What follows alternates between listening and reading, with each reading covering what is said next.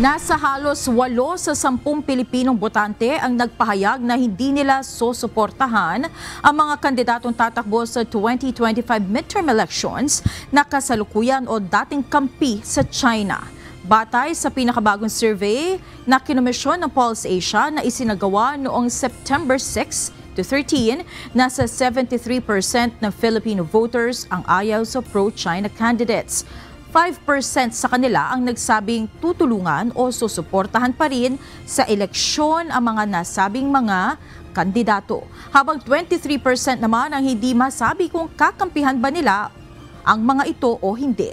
Sa isang pahayag, sinabi ni Professor Dindo Manhit, ang CEO at founder ng Strat-Base Group na kinomisyon ng Pulse Asia na isang refleksyon ng interes ng karamihan sa mga Pinoy ang naging resulta ng pag-aaral, kung saan mas prioridad nila ang national security at kinabukasan ng bansa.